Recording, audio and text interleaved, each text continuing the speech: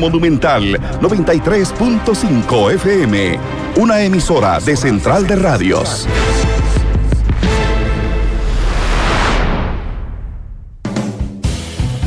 Vivimos en un mundo en constante cambio que usted merece entender, porque es imposible interpretar la realidad que vivimos sin conocer cada uno de sus colores.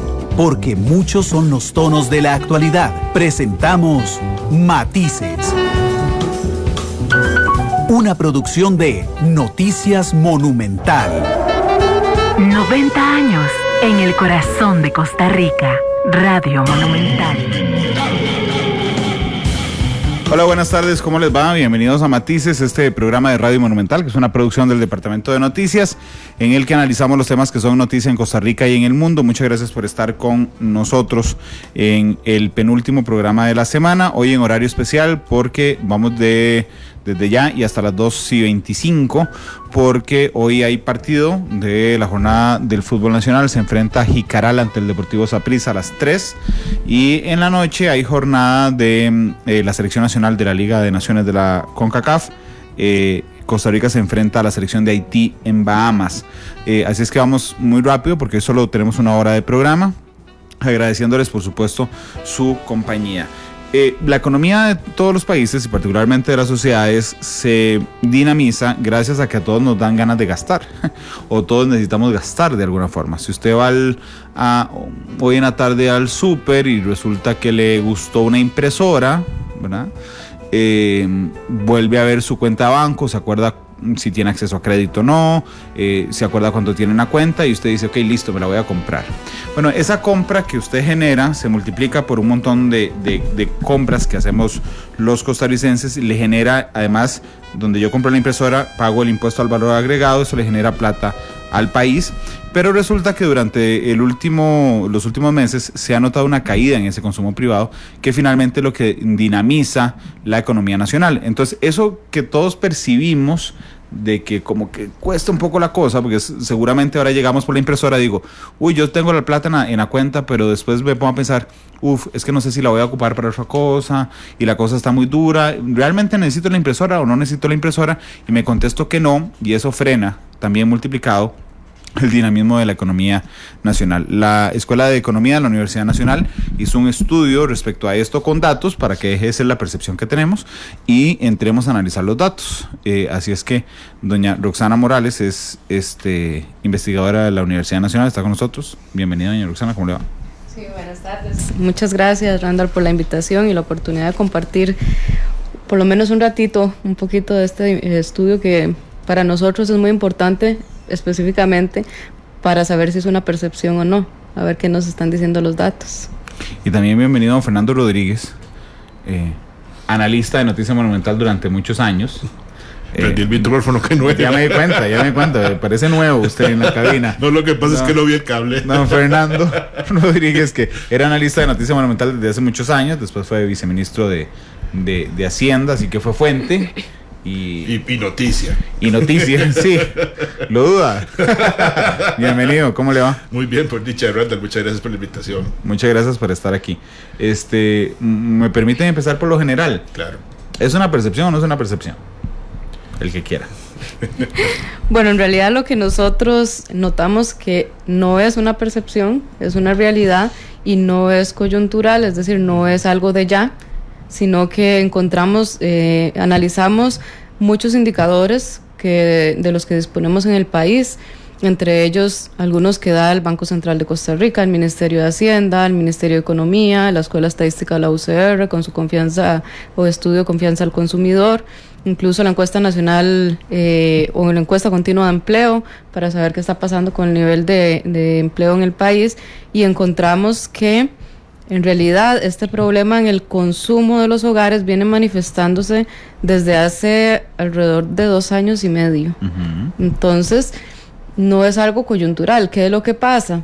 Además de que ya venían los problemas, ahora sí, la coyuntura de hace un año más o menos, que fue toda la discusión de la reforma fiscal, el tema de las huelgas, el tema de la implementación de la reforma fiscal, como usted mencionaba al principio, bueno, al final terminó afectando más esa confianza de los consumidores. Ya no solamente venía afectándose, que lo encontramos en el documento sobre el nivel de endeudamiento de los hogares, sino que también esa confianza donde, a pesar de que yo tenga un poquito de dinero, voy a empezar a restringir mi gasto por miedo a qué es lo que va a pasar mañana, por miedo a que si la reforma fiscal va a subir todos los precios, porque creo que también hubo mala información sobre todo el tema fiscal en el país, y la percepción de muchas personas de que todo le iba a costar hasta el doble. Pues eso hace que en estos momentos la gente esté contrayendo su gasto, tanto por miedo como por capacidad de gasto, y mezclado con el tema del desempleo, pues es más preocupante, ¿verdad? Porque ya no es solamente la reducción del consumo por miedo, sino que también los hogares están teniendo problemas para tener ingresos, y esto hace que, obviamente, problemas para tener ingresos, porque recordemos que la tasa de desempleo ya lleva más de un año de tener tasas de desempleo superiores al 10%, ya llegamos al 12%. La informalidad llega al 46%, y eso hace que cuando se genera más empleo informal, las personas tienen menos ingresos y obviamente repercute en el gasto.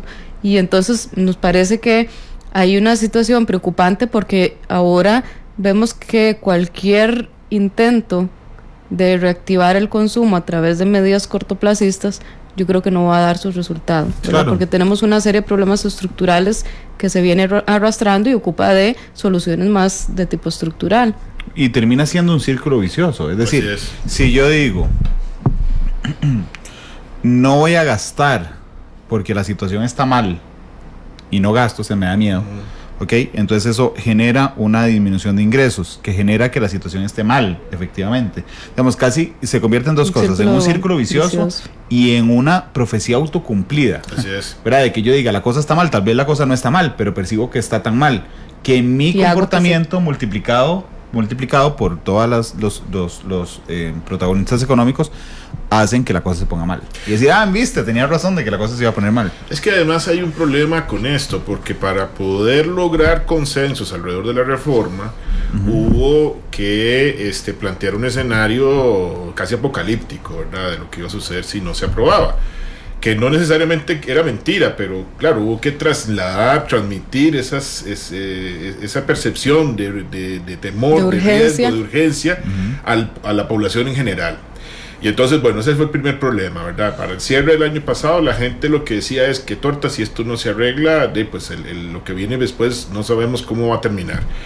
Pero resulta que además se aprueba la reforma, y hay un vacío enorme de información, de lo que hablaba ahorita Roxana, y la gente empieza a llenar ese vacío con información propia, ¿verdad? O sea, que iba a cobrar el IVA y el impuesto de ventas, que entonces iba a tener que gastar el 13% de su salario de más, y una serie de cosas, que también es un motivo a que nosotros hiciéramos un trabajito para desmitificar esos temas, pero ya el daño estaba hecho. Ya cuando el ministerio se acerca a la gente, empieza a transmitir información, que eso es a finales de mayo, ya los vacíos de información que debieron haber provenido de las fuentes oficiales se habían llenado con rumores, con incertidumbre, con expectativas falsas, y eso llevó a que la gente contrayera más el gasto.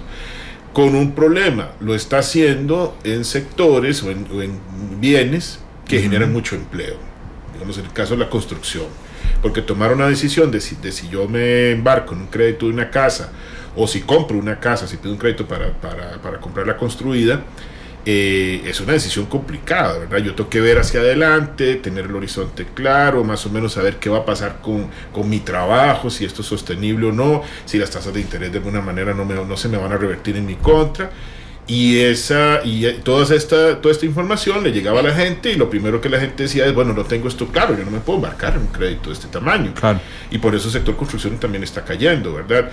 Nosotros nos enfocamos en el consumo porque digamos, empuja muchísimo la economía, y además a través del sector comercial genera también mucho empleo. Y es donde uno está viendo, y es muy visible en este momento, la reacción del comercio, contrayendo su actividad y ya inclusive empezando a contraer el empleo. Sí, es decir, que están empezando a despedir gente porque las ventas ya no les da. Cierran locales. En la mañana le comentaba a doña Amelia Rueda que el gran problema de esto es que cuando ya usted tiene varios meses teniendo pérdidas de manera persistente en un negocio, resulta que pues ya no aguanta más y probablemente tenga que cerrar su negocio, su local, etc. Cuando usted ya hace eso, recuperarse de esa situación, volver a empezar, es muy difícil. Usted puede estar con pérdidas, sostenerse, reducir su personal, pero mientras nuestro negocio esté abierto, pues recomenzar o relanzar la actividad es mucho más fácil que cuando usted tiene que verse obligado a cerrar. Y eso es lo que podría estar pasando, y eso haría que el fenómeno se alargue, y como decía Roxana, no se puede solucionar con una medida meramente coyuntural. Claro, pero es muy interesante entonces la responsabilidad. Por un lado, la responsabilidad de una comunicación asertiva por parte de las autoridades nacionales, que en este caso, gracias Chirita, que en este caso, aunque Hacienda diga lo que diga, no existió, por lo menos no notamos el resultado, les agarró muy tarde para hacerlo. Otro montón de gente a la que le servía que la gente entrara en pánico respecto a lo que era a lo que era la reforma fiscal, y bien que mal un montón de información falsa que circuló a través de los últimos meses. Sí, definitivamente. Tanta información que circula, y además hay gente que más bien no le llega ninguna información, ¿verdad? Hay sectores que nunca ven un noticiario, ni siquiera leen algún documento y se dejan llevar por algún comentario que algún vecino le hizo, y bueno, eso genera, como decimos nosotros, el teléfono chocho, quién sabe qué de información llega al final, y genera muchísima incertidumbre. Pero sí es interesante observar, como mencionaba, que los datos nos dicen que no es algo de ahorita. Desde el 2015 viene desacelerándose. Cuando analizamos el Producto Interno Bruto desagregado, ¿verdad? El peso que tiene el consumo de los hogares dentro del PIB se ha venido reduciendo. Es más, en una economía, el principal motor es el consumo, ¿verdad? Y en la mayoría, conforme más desarrollada se encuentre, más importante se convierte el consumo. De hecho, en Costa Rica la actividad de servicios también ha incrementado mucho su peso. Hasta por lo menos los datos que tenemos ahorita hasta el 2008, de la distribución del Producto Interno Bruto, que se divide en consumo, inversión, gasto de gobierno y sector externo, ¿verdad? Exportaciones e importaciones, el consumo representaba el 70% del Producto Interno Bruto en el 2008. Por eso hablamos también que la crisis genera un cambio estructural en la economía y que se ha venido sintiendo a lo largo de los años. Desde ese momento, el peso del consumo de los hogares ha venido reduciéndose y ya llegó al 63% del Producto Interno Bruto. O sea, pasamos del 70% hace 10 años a un 63%. ¿Qué significa? Cada vez el consumo de los hogares va perdiendo importancia para impulsar la economía.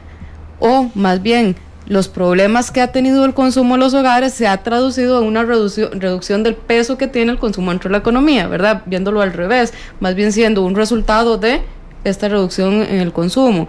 Y cuando cruzamos esa información, por ejemplo, con endeudamiento, cuando nosotros analizamos la tasa de crecimiento del crédito, incluso antes de la crisis 2008-2009, llegaba hasta el 45% en aquel momento. Es decir, la gente comenzó a endeudarse mucho, había un periodo de bonanza, en ese tiempo incluso la economía antes de la crisis venía creciendo a tasas muy altas, y bueno, la gente tenía la percepción de que todo estaba bien y impulsó la economía. Luego de la crisis, la economía se impulsó principalmente, y en varios informes se pueden observar, por demanda interna, que es demanda interna, consumo, y posiblemente gran parte de ese consumo financiado con endeudamiento.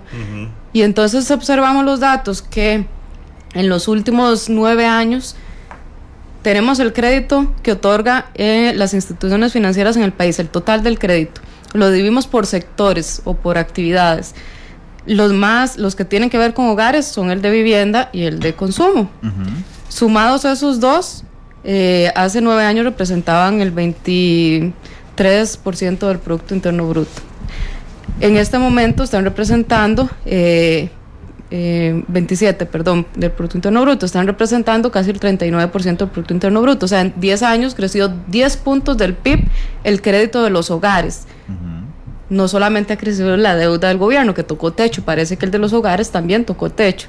¿Y qué es interesante? Cuando vemos esa composición del crédito, en los últimos 10 años aumenta más o tiene más peso el crédito para consumo y se reduce el peso del crédito para vivienda. O sea, hay una recomposición de ese crédito de los hogares siendo hacia el consumo, y si uno analiza cuáles son los que tienen la tasa más alta de interés, consumo.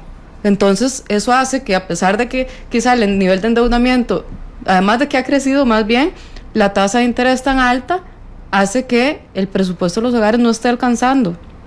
O sea, no alcanza para financiar ese consumo de periodos anteriores. Tenemos que pagar la deuda, además del problema del empleo, porque si bien es cierto, hay ajustes salariales, se hacen algunos, ¿verdad? Porque no todas las personas tienen ajustes salariales, pero el 46% de la población trabaja en el sector informal. Difícilmente van a estar aumentando sus ingresos, más bien posiblemente estén reduciéndose. Entonces, ¿cómo hacen para pagar las deudas que ya adquirieron? Y más si es tarjetas de crédito. Sí, la deuda por familia se ha más que duplicado en los últimos años, pero eso que dice Roxana además es muy importante. Esa deuda no solo es el doble, sino que es más cara. Y ahí por eso es que nosotros decimos, bueno, ya esta situación tocó techo. Porque además, si el gasto de las familias se había venido sosteniendo una parte importante por crédito, y ya el crédito estruja lo suficiente como para que usted se vea apretado y no pueda moverse, entonces quiere decir que hacia adelante la economía no va a percibir el mismo gasto a esas familias, y entonces a nivel de consumo más bien lo que se espera es que haya una contención, si es que no hay una contracción, o sea que empieza más bien a disminuirse. Y como este es uno de los elementos que jala más fuerte la actividad económica, pues lo que podríamos tener para adelante es una economía que empiece a estancarse o siga creciendo por efecto de las exportaciones y el sector externo, pero muy poquito. Cuidado si no vamos a padecer el mal que han padecido algunos países latinoamericanos como México y Brasil, que han pasado años de años creciendo a tasas muy bajas. Claro, pero incluso ese crecimiento, las exportaciones, en una coyuntura de un año donde se caen un 8% las exportaciones, es muy complicado. Además de que se prevé que a nivel internacional hay una desaceleración del crecimiento e inclusive recesión en algunos países, como en Alemania, que ya se prendieron las alertas, y todavía siguen discutiendo los economistas a nivel global si para el año entrante hay posibilidades de recesión o no en Estados Unidos. Claro. Entonces hay mucha incertidumbre sobre lo que sucede en el sector externo, y eso es lo que ahorita está jalando el tren del crecimiento en la economía nuestra. Pero entonces nuestra economía es un avión. El motor principal de ese avión era el consumo, ¿verdad? Y tenía un montón de motores secundarios, exportaciones, inversión, gasto público, gobierno. Okay. Esos eran los chiquititos motores. El que más jalaba, si me lo permiten, era el motor principal. Ese motor principal se ha reducido, ahora solo jala el 63% del avión, o la potencia del avión, pero el riesgo es que lleguemos a un momento donde los motores juntos lo que nos permitan es estar flotando sin avanzar. Más o menos esa es una buena analogía. En este caso, lo que uno debería procurar es que o recuperes la fuerza de ese motor, o algún otro motor empieza a aumentar su potencia para compensar y poder seguir hacia adelante. Claro, pero ¿cómo arreglamos el consumo? Ese es el tema, lo estuvimos hablando en la mañana, y bueno, no va a ser fácil, porque en una circunstancia normal lo que usted le podría decirle a la gente es, bueno, vamos a tener que ver cómo hacemos para que el ingreso neto que le llegue a usted sea más alto. ¿Cómo? Bueno, porque usted gane más, porque se reduzcan algunos de sus gastos, etcétera. Pero vea qué complicado.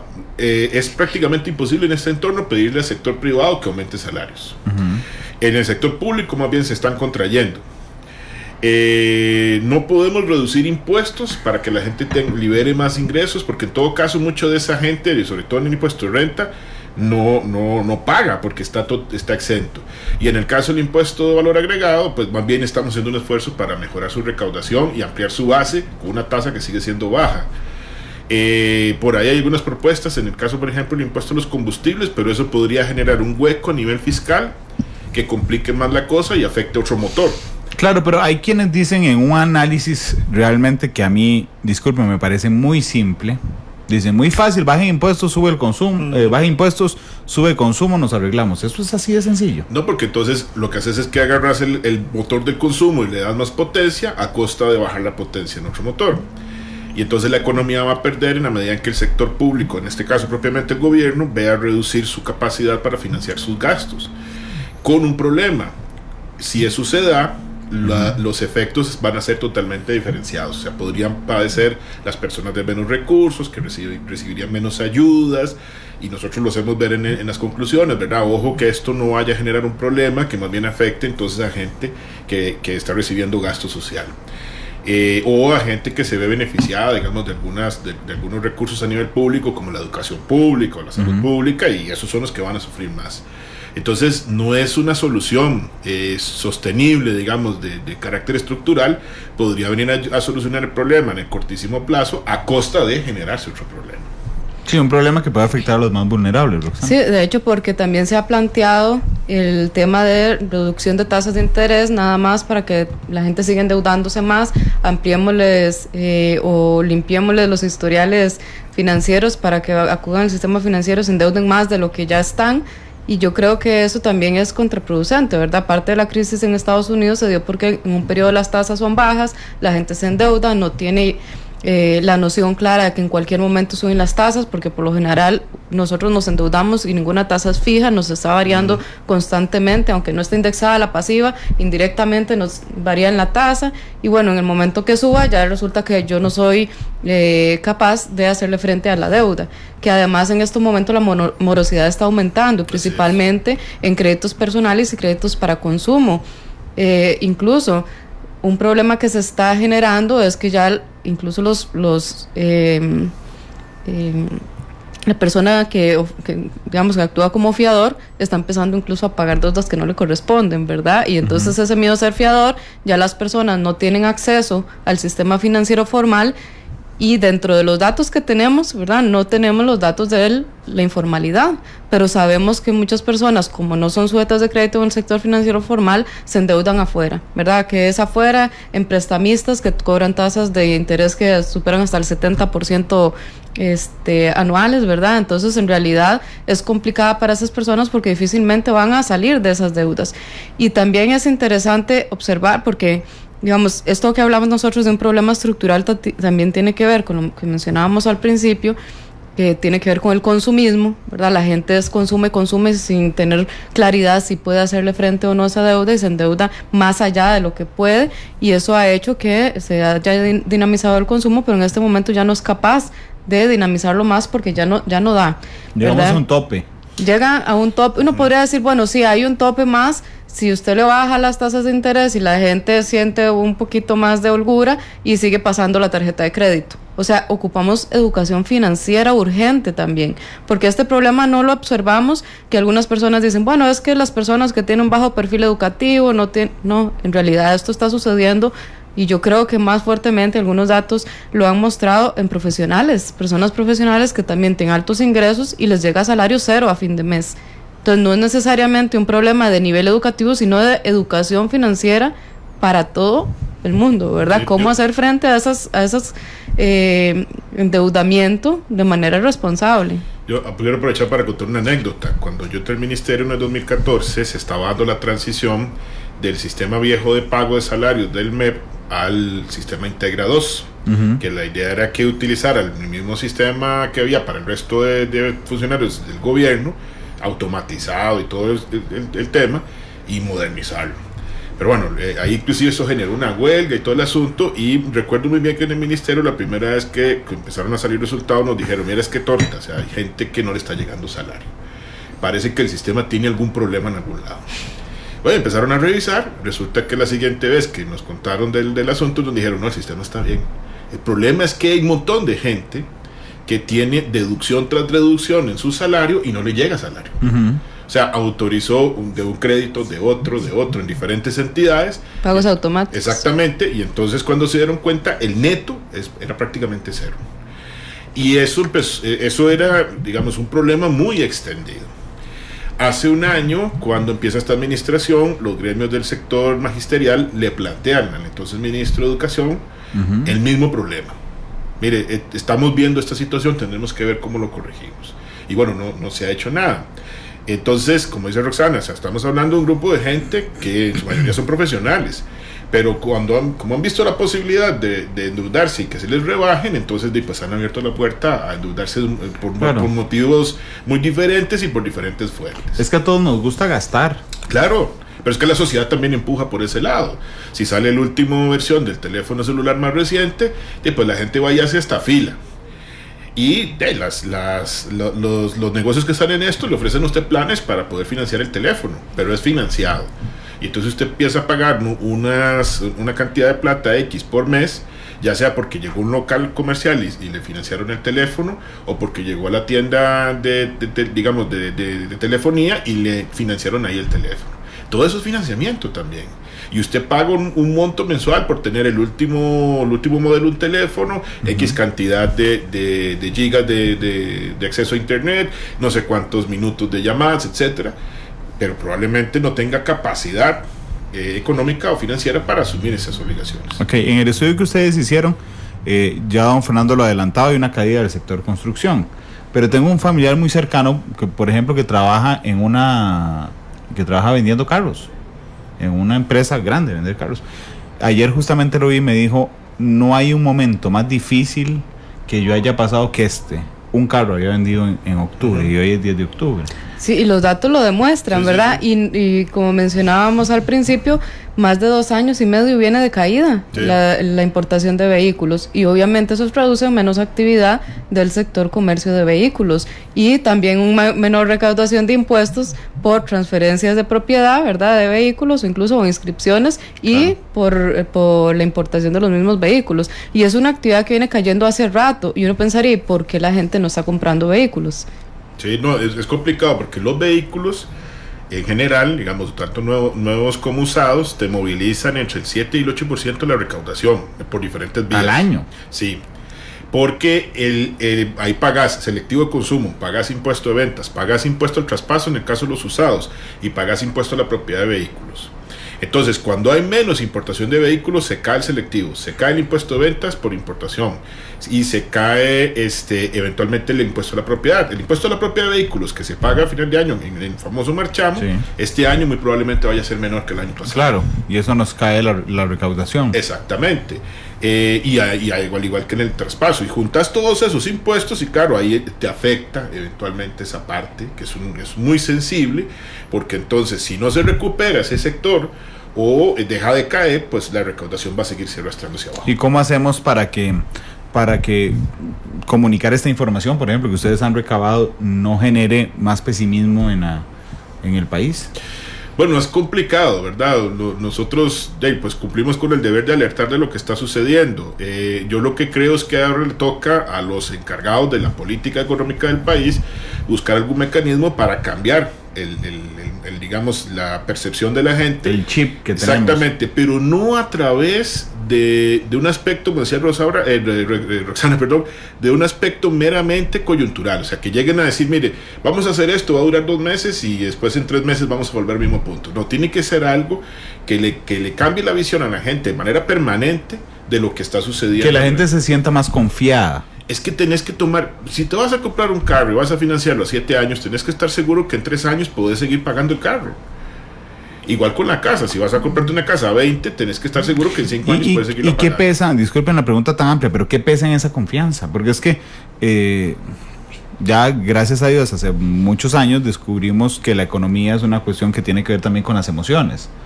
Pero además la confianza tiene que ver con muchas cosas. Es decir, si yo soy un consumidor y resulta que pongo el tele, prendo el radio o leo el periódico y me doy cuenta que vamos a una delegación para Nueva York de 20 personas y que el medio de comunicación además lo ha enfocado en que es una enorme cantidad de personas, entonces yo inmediatamente voy a decir, sí, suave, estamos en un problema económico y se gasta así. O si sale en un medio de comunicación que la vicepresidenta pide una escolta policial, o que hay algún beneficio, los pensionados de lujo, eso creo que pesa un montón en la confianza de la gente. Entonces resulta que vemos que hay una traba para limitar las pensiones de lujo. Todos esos aspectos políticos que uno podría pensar no tienen una relación directa con, digamos, no es una medida macroeconómica que impacte de manera directa, ¿tiene impacto en la confianza que tenemos los consumidores? Yo creo que sí, ¿verdad? Porque ahí todos somos susceptibles a actuar más bien conforme a la información que tenemos, y entre más negativa sea la información que tenemos y lo que muchas personas reclaman, ¿verdad? Que lo que quieren es gastos eficientes del Estado, que yo vaya a la seguridad social y tenga la atención rápida oportuna, ¿verdad? Yo creo que esos temas, esos aspectos son importantes, que la gente sienta que vale la plata que está pagando. En este momento mucha gente no siente eso, ¿verdad? Más bien, o escuchamos el tema de la evasión, escuchamos muchas empresas que reportan cero utilidades cuando una pequeñita empresa paga más impuestos que una grande. Yo creo que cambiar eso es súper importante para también generar un poco más de optimismo en la gente y que se sienta bien pagando impuestos. En este momento lo que muchas personas dicen, bueno, ¿para qué voy a pagar más impuestos? Para que se vaya en un canasto. Entonces hay que hacer una serie de mejoras en el gasto público, pero también yo creo que ha habido una campaña de hacer ver que todo lo público es malo, ¿verdad? Yo creo que también habría que ver, digamos, sopesar un poco, porque en realidad nosotros ocupamos cada día, le demandamos más funciones al Estado, pero nunca decimos de dónde vamos a agarrar los recursos para financiar esas actividades, ¿verdad? Sí. Se aprueban leyes, etcétera, pero nunca sabemos de dónde se toman los recursos, ¿verdad? Se han planteado políticas como reducir el impuesto al combustible y cómo recuperamos el otro hueco que está ese generando. Hueco que me está dejando. Es literalmente vestir a un santo desvistiendo a otro. Sí. Y trasladar los problemas hacia otro sector. Pero realmente la gente, yo no sé, la percepción de la gente a veces está muy molesta. Hoy en la edición de Noticias de las 11, la primera nota que brindábamos era una conferencia de la ministra de Hacienda diciendo: hoy 10 de octubre, señores, está absolutamente garantizado en la fecha prevista, el primer día de diciembre, el pago de los aguinaldos, ¿verdad? Y entonces yo hice un comentario y dije, qué ironía, porque lo que le está permitiendo hoy a los funcionarios públicos, cuyos sindicatos están en contra del plan fiscal, que tengamos seguridad del pago del aguinaldo, es justamente el plan fiscal que adversaron, ¿verdad? Entonces un montón de gente se me vino encima a decirme, sí, pero es un derecho el aguinaldo. Y sí, por supuesto que es un derecho, pero es un derecho que cuesta plata. Pero no solo es un derecho que cuesta plata, sino que legalmente usted tiene hasta el 20 de diciembre para pagarlo. Entonces, si a mí me llama, aquí hay un calendario de pagos al año, a mí me dicen, Randall, mira, les vamos a pagar el aguinaldo a Central de Radios el 1 de diciembre, resulta que las ventas no fueron lo esperado, me llaman el 10 de octubre y me dicen, Randall, nada más para que se pase, vamos a pagarlo el 18 de diciembre, y sigue siendo legal, ¿verdad? O sea, sigue siendo una medida, digamos, sigue estando en su legalidad. Y entonces yo decía, bueno, hoy como país tenemos que celebrar no solo que aumentó un 44% la recaudación de lo que antes era el impuesto de ventas, hoy el IVA, sino que tenemos que celebrar que el gobierno logró, por medio de la recaudación fiscal, pagar los aguinaldos, no solo pagar los aguinaldos, sino pagarlos en el primer día hábil en que se puede pagar. Es una previsión, ¿verdad? Habrá que ver que no es porque quiera contrarrestar el mensaje. Ya le está echando. No. Hasta ahí les llegó el mensaje. Lo que pasa es que, vamos a ver, uno sabe que el tema se fondea poco antes de hacerlo. Lo que quería reflejar es que aún así, o sea, aún recibiendo una buena noticia, no se percibe la mitad de los comentarios era, uy, ahora hay que aplaudir que paguen los aguinaldos, si estamos jodidos, ¿sabes? Y entonces uno dice, suave, entonces ¿cómo generamos confianza si no es a través de las noticias que nos dan cierta seguridad económica? Vamos a ver, yo creo que hay que entender que la desconfianza empieza por la bolsa de cada uno. O sea, si yo tengo que volverme a ver la bolsa, no tengo plata y tengo que enfrentar una serie de obligaciones, no me pueden pedir que tenga confianza en nada, porque no tengo con por qué. Más buenas noticias que tenga. No tengo, porque es que no es solamente abrir periódicos, prender la radio o prender la televisión y ver una serie de cosas que pueden cambiar mi percepción sobre lo que está sucediendo o alterar mi expectativa, digamos. Es tu vida hoy. Sí. Si te cortan la luz, se te acabó la confianza. Es que ese es el asunto. Pero además, si me llega una nota del banco diciéndole, mire, su crédito está atrasado, o su pago de la tarjeta está atrasado, o peor aún, si me llega alguien con cara de pocos amigos a decirme, mira, la plata que te presté no me la has pagado, o sea, así que póngase vivo. O incluso muchas personas que están trabajando, que mencionaban que llega a salario cero, y dicen, ¿para qué trabajo? Si me llega a cero, dejo de pagar, no importa. Que paguen otros, a veces no hay garantías, no hay nada, empiezan los embargos y esa persona va a tener que mantenerse en la informalidad por muchísimo tiempo, porque en el momento en que empiece a trabajar, les llega un salario, de una vez se lo deducen, porque ya se hacen embargos de ingresos. Entonces, de ninguna forma esas personas van a tener optimismo. Sí, y además, hace unos días salió una noticia muy interesante. Desde hace un par de años para acá, el Instituto Nacional de Seguros ha pagado 23 mil millones de colones en seguros de créditos que cayeron en impago. sea, los bancos ahora van y aseguran los créditos, uno paga como deudor el seguro también, y si no pagas, el banco ejecuta el seguro. Cubre 6 meses, 9 meses. Y además cubre a uno por desempleo. ¿Qué es lo que pasa con eso? De ahí, aparte que no es una señal que se está creando un problema ahí. Si vos entras en ese problema y no puedes pagar y el seguro tiene que entrar a cubrir el crédito, probablemente ya se te cerró la posibilidad de volver a pedir un crédito, porque ¿quién te va a prestar si ya caíste en impago con uno? Claro. Entonces eso también crea desconfianza sobre lo que va a Pero además el sistema es perverso per se. Es decir, vos tenés una deuda de 4 millones, por ejemplo, no la lográs pagar por X o Y cosas, te llega un cobro judicial después de 12 millones. ¿Verdad? Y tu lógica más simple dices, suave, si yo no puedo pagar si yo no puedo pagar la de 4, menos la deuda, ¿cómo va a pagar la de 12? ¿Verdad? Y entonces ahí cuando estás con el agua al cuello, seguramente llamarás ya no a los bancos, sino a esta nueva figura que se desarrolló hace algunos años, que son las gestionadoras de cobro, ¿verdad? Y entonces vos dices, bueno, ¿cómo hago para que no me embarguen? Lleguemos a un arreglo. Entonces te dicen, claro, venga, pague 9 de los 12. Y entonces la lógica sigue funcionando igual, suave, no tuve para pagar 4, me lo llevan a 12 y me están ofreciendo un arreglo de pago de 9. Lo que terminas haciendo es buscando informalmente nuevos ingresos, permitiendo, digamos, que te embarguen el salario, y embargo, pues no tengo ninguna otra, y cerrándote la opción de crédito a futuro.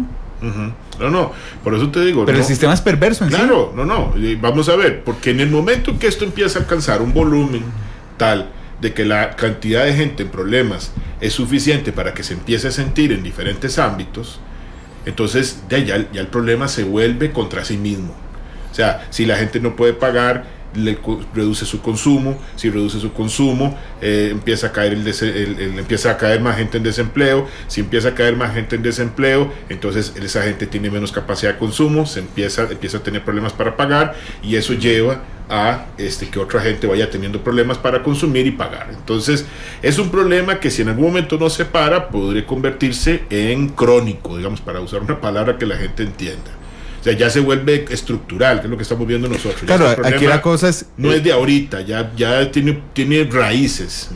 No, y además lo que planteamos en el informe, que una parte importante de esas reformas estructurales se tienen que hacer en el sistema financiero, ¿verdad? Un problema estructural que tiene Costa Rica es el margen de intermediación sumamente alto, altísimo, que se anuncian reducciones en tasas de interés para nuevos créditos, pero mi cuota sigue siendo la misma. O sea, para la gente que ya tiene créditos no bajan las tasas de interés, pero si subieran, sí suben inmediatamente. O sea, prácticamente son inflexibles a la baja, pero hacia arriba los ajustes casi que son automáticos.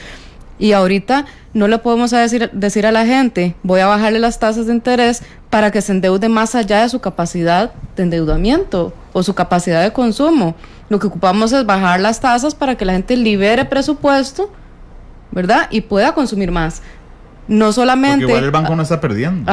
Exactamente, tiene tasas elevadísimas, ¿verdad? Y se habla de las tasas de usura, ¿verdad? Algún control, pero imagínense fuera incluso del sistema financiero, que las tasas son del 70, 100%. Y no solamente hablamos de tasas, lo que vos hablabas, de las multas, son enormes. Las multas llegan al 50% por atrasarse un día. Los gastos legales. Pero los gastos legales. Es que esos datos de que les di, de que una deuda de 4 viene en cobro judicial, viene por 12, y vos llamás y das el arreglo pago y te ofrecen 9. Y es imposible. Es un caso real del mes pasado. Lo peor es que si tenés una tarjeta y vas a buscar crédito un poquito más barato, que sería el de consumo, a tasas de 15, 16, 18%, hasta 20 y resto, ¿verdad? Dependiendo del intermediario financiero. En el estudio hacemos un cuadrito comparativo donde se ve claramente la diferencia entre cada intermediario, que sea el mismo tipo de crédito, y esos son promedios, ¿verdad? Hay instituciones que se salen del promedio, pero si ya estás endeudado y vas a pedir un crédito para financiar o para eliminar esas tarjetas, que además tienen que pagar unas multas grandísimas, ya no sos sujeto en el sistema financiero, porque ya está endeudado o ya no tiene salario líquido. Claro. Entonces se convierte en ese círculo negativo donde muchas familias están siendo afectadas, y que además, lo que mencionaba al principio, podemos estar tranquilos de que hay aguinaldo, pero mucha incertidumbre que tienen los funcionarios públicos, que no saben si el otro año van a poder tener el mismo ingreso. Y viene el tema de la aplicación de la regla fiscal también, ¿verdad? Que ya el próximo año llega al 60% del PIB, y prácticamente dice la regla que se congelan salarios. Entonces, hasta que la deuda baje de ahí, y la previsión de Hacienda es que esa deuda permanezca encima durante muchos años. Hasta el 2040, 41. Entonces prácticamente si la regla se aplica 100%, durante todo ese periodo van a haber salarios congelados. O sea, yo creo que sería irracional pensar en eso. Y hablábamos al principio de esos motores, ¿verdad? Que si el motor de consumo está un poco apagado, ¿verdad? Claro. O bastante, el de la inversión igual, porque cuando analizamos el peso de la inversión en Costa Rica ha venido perdiendo una importancia relativa enorme. Eso resta capacidad de crecimiento a mediano y largo plazo, ¿verdad? Cuando analizamos teorías económicas. Y además el otro motorcito, que es el del gasto público, también viene apagándose. ¿Cuál motor encendemos para reactivar la economía? Bueno, y ojo, no sabemos qué va a pasar con el motorcito del sector externo, ¿verdad? Que había estado funcionando bien. Y además funciona por zonas francas, porque si sacamos zonas francas, exportaciones fuera de zonas francas llevan 7, 8 meses de tasas de crecimiento negativas. Claro. Pero por eso estaba pensando en los mensajes y en la importancia de los mensajes. Les voy a contar una cosa. El martes estuvo aquí la ministra de Economía, doña Victoria Hernández, ¿verdad? Y yo la conocí ese día. Y entonces justo llegó media hora antes un comunicado de prensa de la Asociación de Consumidores Libres de que se iba a plantear una demanda colectiva respecto a los intereses onerosos, ¿verdad? Entonces yo dije, listo, aquí tengo el gancho para arrancar el programa. Se sentó donde está Roxana sentada en este instante. Entonces le dije, ministra, vea las bendiciones de matices. Viene hoy usted y media hora antes me llega esto, ¿usted qué opina? Entonces me dijo, no, las tasas son onerosas, por supuesto, abusivas, yo iba apuntando, onerosas, abusivas. Ok, ¿y qué va a hacer respecto a eso, ministra? Bueno, hay varias propuestas en la Asamblea Legislativa. No, sí, yo sé que hay varias propuestas, pero ¿qué va a hacer usted? Bueno, es que no me toca. Yo dije, no, o sea, no importa, la cosa es el mensaje. Entonces terminé diciendo, no, hagamos una cosa, ministra, para reactivar el tema.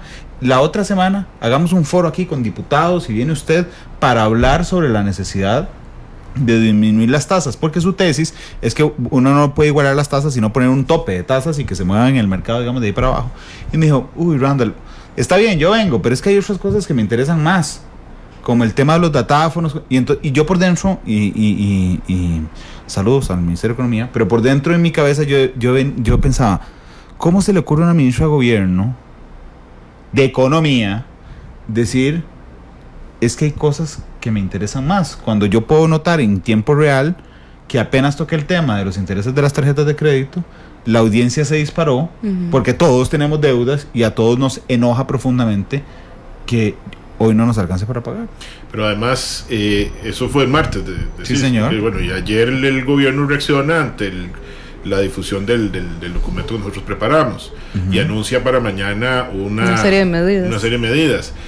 Yo hago votos porque las medidas sean contundentes, porque lo peor que puede pasar en este momento es que no sean medidas claras y no sean medidas de impacto, no solo inmediato, sino de impacto de verdad, porque ya hubo un par de salidas en falso del gobierno con medidas de reactivación que pueden ser interesantes, pero no generan mayor peso, y si no se anuncia algo fuerte, yo creo que eso va a contribuir todavía más a la incertidumbre entre la gente.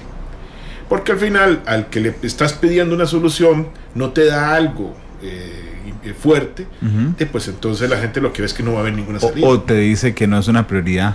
Bueno, peor todavía, porque yo quiero que me solucionen un problema y resulta que el que me lo tiene que solucionar me dice que para esa persona no es prioridad. Entonces ahí creo yo, como usted dice, que eso lo que hace es difundir enojo entre la gente. 2:21, permítame ir a la pausa, que yo también necesito superávit en el fin de año, y no había hecho la pausa. Vamos a la pausa, intentemos hacerla lo más corta del mundo y regresamos con la conclusión y la canción. Y ya volvemos.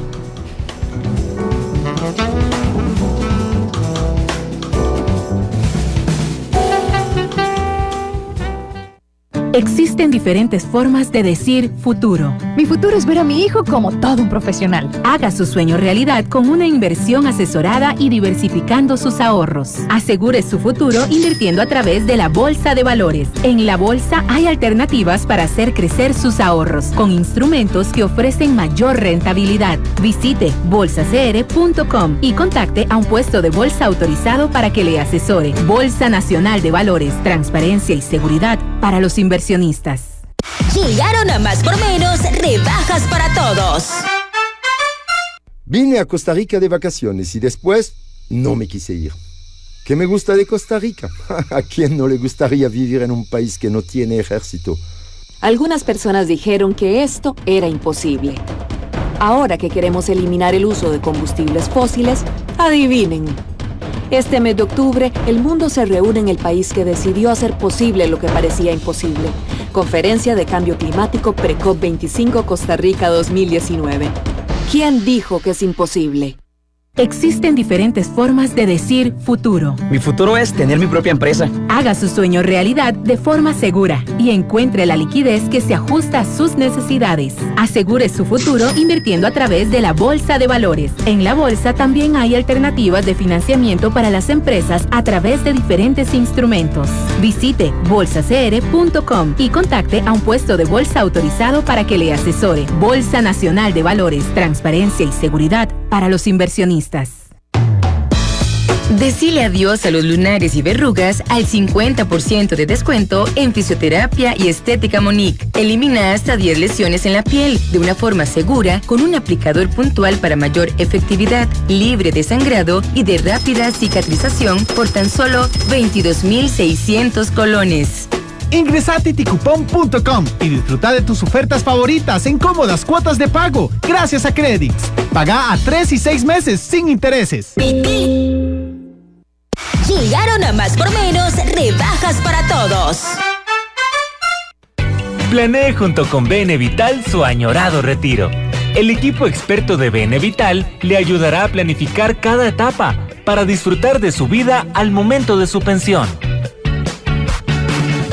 BN Vital le invita a escuchar el microprograma Vivir Bien en todas las emisiones de Noticias Monumental y todos los miércoles la entrevista con un experto de BN Vital. Piense en su futuro, piense en Vivir Bien.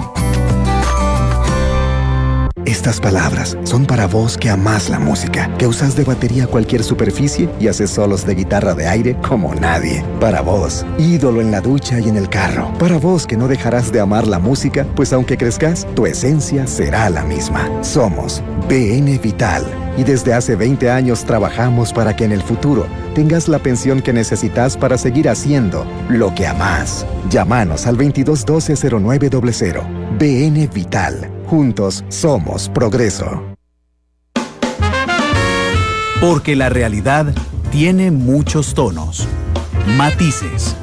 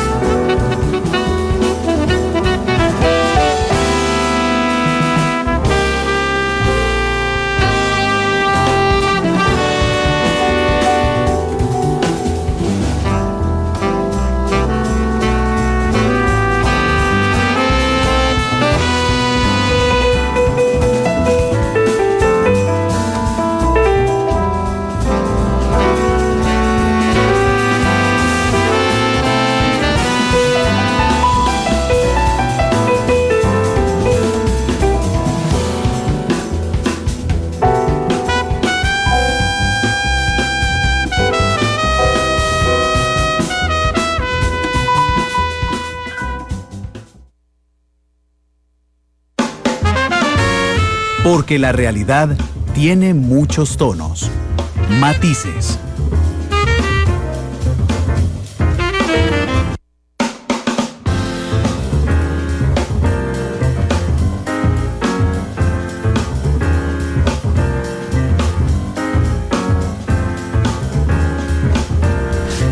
Con 27, llegamos al final del programa, pero yo les quería pedir una conclusión de 30 segundos. Roxana.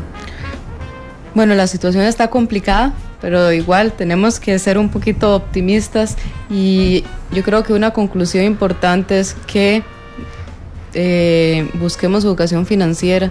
Yo creo que eso es lo principal, aunque en algún momento vaya a afectar a la economía en su conjunto, hacia mediano y largo plazo va a ser más positivo, y la estabilidad de los hogares. Yo creo que eso es fundamental. Sí, yo creo que hay que pedirle a los encargados de política, tanto en la Asamblea como en el Poder Ejecutivo, pues que haya acuerdos sobre temas que pueden generar impacto en la población. Lo de las tasas de usura, el tema de los datáfonos que puede ayudar, hay varias cosas que todavía se pueden trabajar, pero si pensamos en bloqueos políticos en la Asamblea, podríamos dañar a la gente y no sacarla de esta situación en la que estamos. Muchas gracias, Roxana, por venir. Gracias, Fernando, por venir.